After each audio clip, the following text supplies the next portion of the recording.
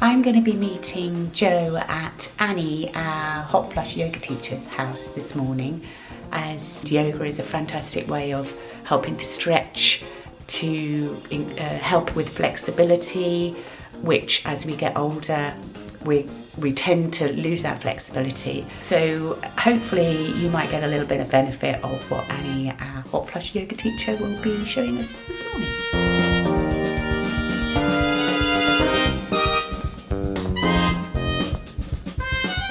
Yoga, you use a lot of blankets and they're a prop, so you have to fold them tidily because you're using your either resting your spine or opening, well usually it will be your spine, but you're using them for different reasons, so you don't want them to be lumpy. In fact, that fleecy edge is kind of okay. What you don't want is to ignore a wrinkle that's in there. You want them to be smooth. So it's good to have your arms broad, because then you've got space in the shoulders. Yeah. And then you tuck your toes under as you have, and then you lift up and back. Yeah. So and you push into the wall. And this is dog pose. And this is dog head down. Yeah. Ardha Mukha Shavasana. Now, does your head reach down comfortably? Yeah. Because you don't want to be forcing it down. Yeah. So the folded up blankets are taking the weight of Anne's head? Yes, that's it. And then what she's doing is she needs to stretch her sacrum back where I'm pushing here.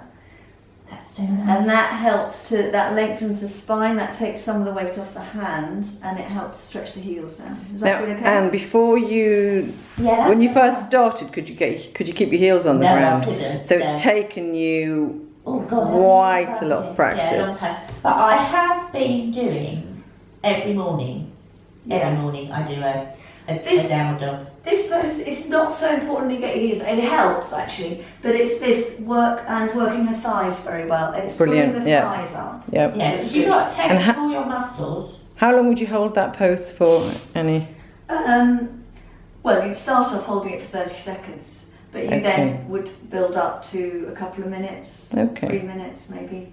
Good. And bend how's it going down there, Annie? Rest down. So now, you can film her resting down, because that you might want to. Can you breathe? Is it in the way of your nose? Yeah, now I can breathe.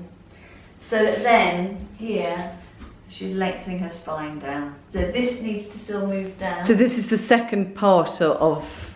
This is called child pose, Ardha Mukha Virasana. So what's happening here is lengthening the sacrum back. That draws the navel slightly back, and then the spinal muscles come back this way, and the rib cage is lengthening forwards along her thighs. So thighs are pulling back. Is that comfy? That feels so nice. I like you pushing on the. Hello, Anne down there. What do you think this would be good for in terms of? Oh God! Well, which of our symptoms? It just I'll come out of the here because I'm talking into. I just find, because I do suffer from back problems, so for me, just doing a dog pose every morning and every evening actually. I only do one. I can't be bothered to do anymore. Yeah, that's improved, hasn't it? It's really improved my back. Yeah. Okay. So for joint pain, you think that would be a It's a very gentle one for joint pains. Yeah. Just quickly, the emphasis is that a lot of people drop in the lumbar. All right. So where I was adjusting it, where my hands are moving, was to lengthen that, and that slightly draws the abdomen back, the navel back. All right. So just make that point. Yeah. Mm-hmm. And that's relevant for everything. That's another reason why that's a good point. Because even when because I do suffer from a bad back, I just do, whenever you say always bring your tailbone in, isn't it? So you're almost. Is that like a squeezing buttocks thing? thing? Your tailbone in. Yeah. You feel a slight constriction here. Yep. Oh, I'm liking that. And that's really good. Yeah. And then this. So the basic standing pose is Tadasana. It gets all that movement in. Yeah. And in a way, all the movements include those instructions. There isn't one movement where you stick your tailbone out. You drop it down. It's almost like you're curving it forward, aren't you? Yeah. So the more you practice it, the better your posture becomes, because you're holding yourself. By standing straight, you're straightening your legs, pulling the knees up, thighs up. Yeah. And probably It's, gaining, a couple of centimetres if you stand correctly. And as we shrink again, as we get I don't know how older. much you film, it doesn't really matter, but I'm saying that because I wouldn't expect to be filmed for all this. But you know, the ageing process. Both my mum and my aunt. My mum was a ballet dancer, but in her 70s, she was like this. She'd be saying, "Well, we should see my sister. She's so round-shouldered." Whereas my mum's still doing yoga and she's so upright. I mean, she looks so much better. She's 85. So that's another benefit. It's actually going to impact on your posture. And what is it? Is it dowager's hump where old ladies I think it happens mainly to women, I don't know, but that's something none of us want to get that if we can avoid it. You don't see as many men with it. No. You don't. And actually, I'm wondering if working in offices and typing and being hunched over computers is probably, that's just another reason to find time for yourself to do some yoga. Historically, it'll be everything women do, like over the sink, washing up and chopping veg and carrying children. Washing, carrying boots. I'm thinking of that now. Meanwhile, next pose. Okay, so I'll put this, and then we can take a layer off this too. Yeah. And having your head down is very quietening. And you always say you've got to have your toes slightly turned in. Yeah. And the reason for that is so, A, you're trying to work the arches of your feet, but B, you need a slight restriction on the thighs, which is the same work, this rotation, so that the tailbone drawing in, the navel moving back. Whereas when your feet are turned out, you can drop in a lump more easily. So shoulders back. Shoulders back. And start off by, that's right, fingers under your shoulders and look forwards. So you start by lengthening the spine, and your fingers are pushing your shoulders back. We did that work this morning. And you have your fingers cupped. Yeah, cupped fingers to lift the shoulders as much as possible. And you're pushing your feet into the floor. So then also slightly bend your knees, because what you don't want is to push into your knee joints. You need to grip the calves forwards, and then as you straighten your legs, pull the thighs up, pull the thighs up. So all the time you're tensing all your legs really, I see. Stretch your toes forwards, that's good. All right, now go on to flat hands and be pushing your shoulders back, so the spine's as long as it can be. And now bend your elbows, walk your hands back a little bit, and then to rest your head down. So the elbows stay in line with your wrists because you want the lift on the shoulders. You're lengthening the spine. Grip the hips. Is that a bit too low for you, Anne? Are you okay? Are you having to strain to stay down? I've got another layer of blanket. I'm just you're tipping forwards a bit. Yeah, I need Come off and let me put another layer. I think it's because it's spongy. Yeah. That's better. Anyway, it's not relaxing if you've got to strain. Yeah, no, At that's the same much better. time, you don't want too much weight on your head because then that will constrict the neck. Yeah. Which is why you keep your hands pushing down a bit. Here in this pose, there should be sort of 90% in the legs and 10%, but a firm 10% in the arms. But if people found it hard to get low, could they put their head on a chair or something like that? Yes. So people Is that how you started, Anne? People who are stiffer, probably Anne didn't because she's always been fairly flexible in the hips. Yeah, I'm quite flexible. But there are people who have their hands on bricks, a blanket over the seat of a chair. Do you want to demonstrate on a chair, Anne? Yeah, I could do, couldn't I? Go forwards again, hold the sides of the legs and look forwards first. Yeah. Get that Yeah, extension. do that. Don't miss out on that extension because otherwise you round the back too much. So the back should be a nice... The back, you're wanting to get the back concave, and actually you need enough support so it starts off being concave. That's how you can tell how low to go. Okay. All right, and then you can, don't walk your hands down, even though you can. Don't, that's it, and then you rest your head down. So then, this is for someone who's stiffer in the hamstrings. You still need to work your legs as hard as the last time. So you're pushing your feet down, stretching your toes forwards, gripping the back calf muscles in, okay, and gripping the outer hips in. Good. Okay. Is that helpful? And Yes. that is something, so we can look at later. So there's a folded up blanket on a kitchen chair that we've all got.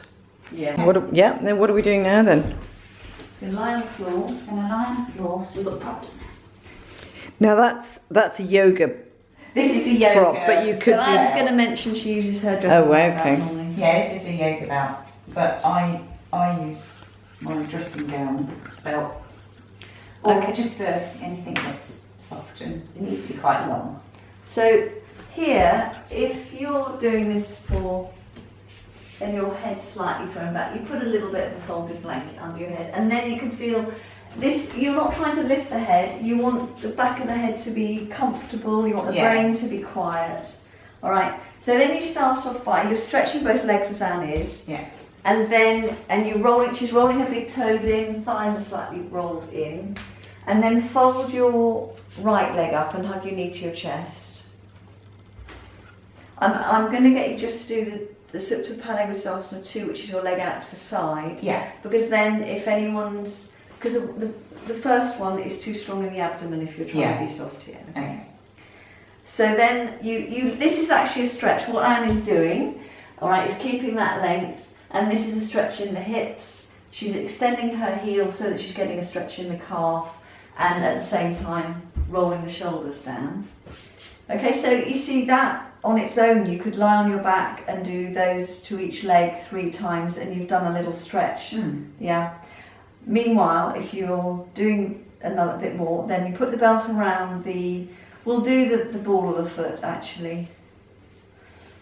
So just behind the toes, the ball of the foot there, you straighten the leg, and then you hold the belt in your right hand, both straps, that's it. And then you bend the elbow out to the side, and you let the elbow take the weight, otherwise you find your femur bone is the heaviest bone in the body, so it becomes too heavy. So you press the elbow down in line with your shoulder, and you extend to the heel, and at the same time you stretch the left side of your body. Alright, so that's it's a bit more work, but it's also very relaxing, isn't it? It looks really comfortable, and especially that I quite like it. pulling. Again, you keeping your back. You're nice and keeping straight. the length on your back, and there's a slight rotation in the abdomen because otherwise you roll everything to the right. Yes, you've got to try and keep this shoulder on the floor. So sometimes you can use your hands on the ribs here to move your ribs down a bit more, but you're otherwise where Anne was keeping hers there.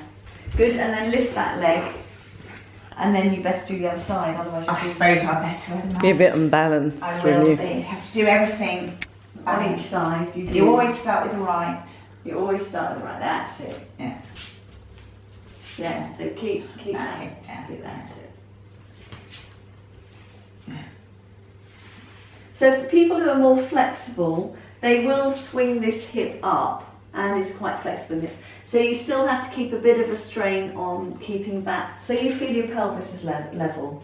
All right, and then you hold the belt and press your elbow down so you don't rotate, and take the leg out to the side. So then your shoulders, you keep your shoulders down, right? When you're new to this, sometimes you raise your shoulders, and you need to always be keeping them down. And you're working both legs equally. So the left leg stretching out to the side, the right leg stretching along the floor. The finished pose, if you can do it, I'm just going to walk in front of the camera, is that you're working to get the whole of this thigh down. But that's not anatomically possible. I was just looking, going, Anne, I can see a gap. Work harder, Anne, harder, please. This is my rolling exercise to direct. Working to stretch the centre point of your heels down so that you feel it squarely here. Oh, I like that. And you do that about 30 times. Well, that's a good one, isn't it? So that for flexibility, because someone like me who goes, I'm really inflexible, and watching you doing some of those stretches and saying, I don't think I could do those, but by doing this, I've had this since I was a kid. I've always hated wearing really flat shoes because my legs really ache or calf muscles. The thing to believe is that actually you're not going to change in a week. Nothing's healthy if you changed it in a week. Yeah. It can take months. For some movements, it can take a couple of years or 3 years, or, for me, I'm improving after 37 years. You've been doing it 39 across. So, you That know, would make me 80 something if I could do the maths, 89. So this is to help stretch your hamstrings. no, calf muscles. I can't muscles. feel it though, gosh, already. Am I doing And, it right? and should I tell you, the thing is about becoming more flexible here, Anne's heard it 100 times, but so your ankles get tighter when you can't move there. If you were to trip on a pavement as you get older, you fall and then you break a bone. Whereas because you haven't got the flexibility, so and it becomes perpetuate self-perpetuating for injury. instinctive. So instead of if I tripped, let's say in 10 years, I don't know how to. I've got no. It's very rigid, isn't it? You've got less flexibility to adjust to feel the burn already. something happening. Yeah, you don't have to do it 30 times. No, I'm enjoying it, but now it's becoming less. And initially I was going, oh, that feels nice, and now I'm just going, oh, is it lactic acid that's kind of coursing? Yeah. The old lactic acid is moving. Yeah. Right. But that's an easy thing. I know it's whether you think about it, because everything's an easy thing to practice. It's a question of thinking about it. There we go. Hopefully you'll find yourself a nice little quiet space at home. All very simple exercises, so why not treat yourself? Start thinking about yourself more, and hopefully you might find some relief in terms of the symptoms that you might be suffering. So we'll be giving you more tips and advice as we go along throughout the course of Hot Flush. We're learning as we go along, and we're just trying to share our experiences and our knowledge with you.